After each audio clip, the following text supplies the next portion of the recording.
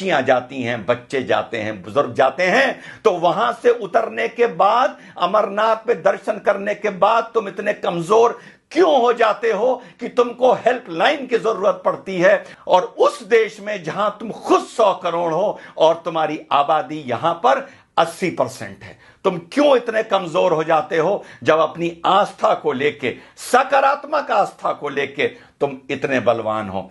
10 बार बता चुका हूं, मुसलमानों को समझाया नहीं समझे, 10 बार पहले बता चुका हूं और अब बता रहा हूं, एक हो, टीका लगाने से शर्माओ ना। सरदार 7 मीटर की पगड़ी पहनता है, उसको प्रॉब्लम नहीं होती, उसे गर्मी नहीं लगती। आपने अपनी धोती छोड़ दी, आपने भारतीय संस्कृति का प्रतीक, आपने अपनी धोती छोड़ दी। क्यों छोड़ दी? बुरे लगेंगे क्या? सरदार तो पगड़ी में बुरा नहीं लगता, कॉन्फिडेंस में रहता है। मुसलमान तो ऊंचे पजामे में बुरा नहीं लगता, कॉन्फिडेंस में रहता है। लेकिन आपने अपनी संस्कृति छोड़ी, आपने अपनी धोती छोड़ी। रोज नहीं पहन सकते, महीने में एक बार पहन लो।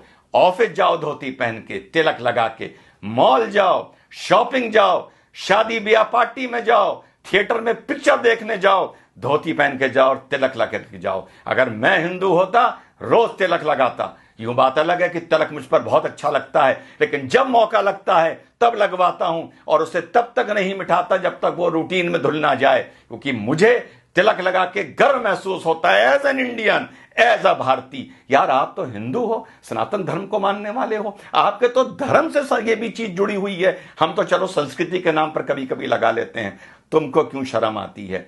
इस शर्म से हिंदू नौजवानों बाहर आओ।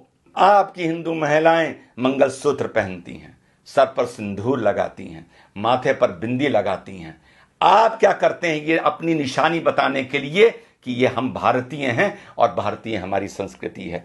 आपने सोचा दाढ़ी रख के इतनी बड़ी सरदार भाई बहुत हैंडसम होते हैं अंदर से, लेकिन वो कहते हैं हमें कोई नहीं मतलब, पगड़ बांधेंगे, दाढ़ी रखेंगे, हमें अपने फीचर्स नहीं दिखाने किसी को, और तब भी कितने खूबसूरत लगते हैं। मूंछ कटा के मुसलमान कोई खूबसूरत नहीं लगता, ऊंचा पजामा पहन के कोई मुसलमान खूबसूरत नहीं लगता। आपको लेकिन यह लगता है कि धोती पहनकर आप बैकवर्ड लगेंगे, आपको यह लगता है कि सर पर तिलक लगाकर आप बैकवर्ड लगेंगे, आपको यह लगता है कि चोटी रखकर आप पंडे या बैकवर्ड लगेंगे। इसको अपने वे ऑफ लाइफ में लाइए। चोटी को नहीं ला सकते तो तिलक को लाइए, धोती को लाइए। 5 मिनट 10 मिनट फालतू लग जाएं, बाजार भी जाइए, घूमने भी जाइए, तो कभी कभी महीने में 2 4 5 बार धोती पहन के जाइए। दफ्तर जाइए, तिलक लगा के जाइए। कॉलेज स्कूल जाइए, जॉब पर जाइए, तिलक लगा के जाइए। यही सकारात्मक संस्कृतिवाद है, यही आप लोगों को यूनाइट करेगा। धर्म संसद में जो बोला जाता है, मैं उसका कभी समर्थन टेक्निकली नहीं कर सकता बीइंग एन इंडियन, लेकिन इस चीज के लिए मैं आप लोगों को आगाह कर रहा हूं, सलाह दे रहा हूं कि यूनाइट हो। और धरातल पर यह नहीं कि कभी कभी एकदम से भगवा पहन लिया और साहब रामनवमी का जलूस है, वो देखने से नजर आता है कि कल ही नया भगवा निकाल के लाए हैं, फिर 364 दिन के लिए अंदर रख दिया जाएगा। या कभी कोई थाने वाने में बवाल होगा, कुछ होगा, कोई रैली वैली निकलेगी भाजपा की, तो भगवा पहन लिया जाएगा। इस भगवे को, इस तलक को, इस धोती को, इस कुर्ते को अपने कल्चर में लाइए, अपनी रूटीन में लाइए। आप अगर यूनाइटेड हैं सकारात्मक नजरिए से, तो आपको किसी हेल्पलाइन की जरूरत नहीं पड़ेगी। खुद ताकतवर होइए, खुद यूनाइटेड होइए।